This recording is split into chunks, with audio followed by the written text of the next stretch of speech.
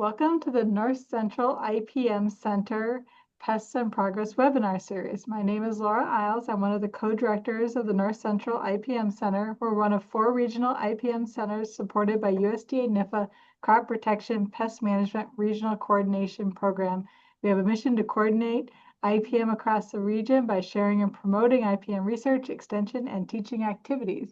And today I'm excited to welcome Frannie Miller, who's going to talk to us about the wonderful IPM program they have going on at Kansas State University. So I'll let you take it away, Frannie.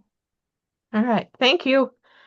So today I'm going to talk about how we have strengthened our IPM program with different learning experiences here at Kansas State University and share some things about the program and some outreach and how we have reached people. So the Kansas State Garden Hour webinar series was started during the pandemic as a way to reach people with horticulture and integrated pest management topics. It has evolved to a monthly live webinar series that provides horticulture education. It allows the audience to ask questions and is recorded to view at a later time in case the individuals can't join us at noon hour. The webinar provides research-based resources to go along with the given topic, and that's basically the start. And then we have a whole amount of different data that we've collected from this webinar series.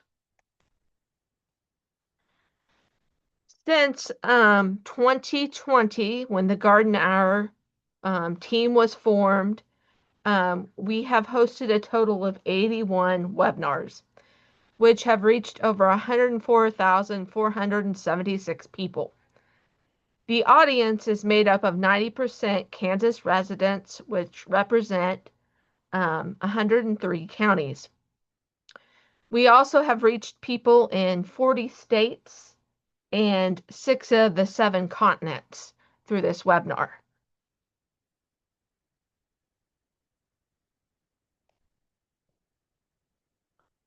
The Kansas Master Gardener Online Basic Training helps to prepare new trainees, new Master Gardeners. It's a weekly, the team formatted it as when we went into COVID, we had to come up with a different way to train our Master Gardeners. And so we went with a statewide program that had weekly sessions that were live on Zoom, covering the same topics that we would in person.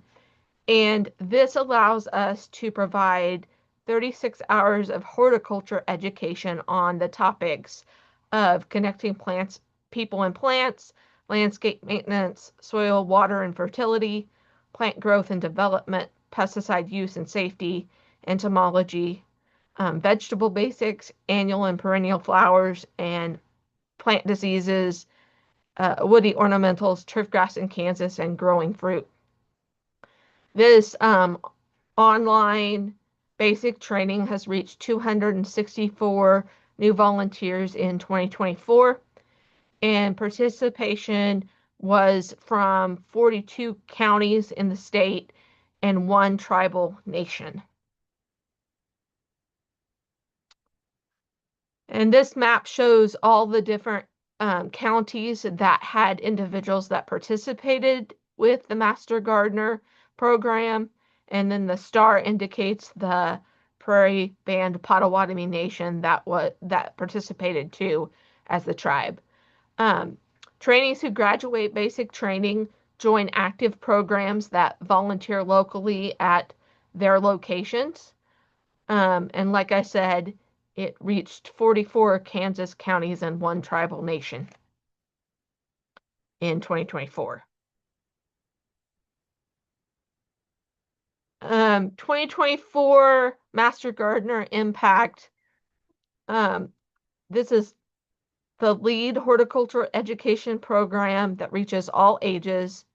It allows us to grow and donate produce, provides lawn and garden expertise to various residents, designs and cares for public gardens and landscape, and it also promotes environmental care and better quality of life. And this shows the Master Gardeners program's impact in 2024. Um, and so there was 170,329 Kansas residents that were reached with horticulture research-based information. 56,977 total pounds of produce were donated to various charities, food banks, etc. There were 19,855 total education hours of continuing education that was received. We had 128,979 total volunteer hours in 2024. And that was from 1,830 volunteers that were in the program. And that equates to $3.8 million worth of value of service from those individuals. And then another learning program that we did in the grant was we have created learning through other innovative means of teaching. And so one of the things we did was that we did a weed identification playing card deck.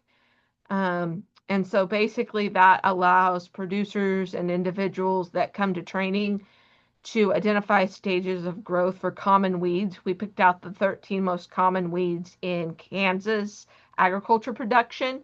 And then each suit features, or each number in your card deck features one weed, and it showcases the seed, the seedling, the flower, and the mature plant. And for the new grant or the grant cycle that we're on now, our next one that we are doing is going to be insect identification. And so we've picked out 4 crops: corn, sorghum, wheat, and soybeans. And we're going to feature the most common insects in those crops with their an image of the insect, and then tell a little bit about the insect. And then in the booklet that goes along with it, we will have some control recommendations. So these have been used at various trainings. We created programs using them, and that is just a different learning mechanism within our that the grant allowed us to do. With that, that's all I have to share today. So if there aren't any questions, I'll kick it back to Laura. Thank you so much for sharing that. Sounds like you have a really fascinating program going on there down in Kansas State. Thank you.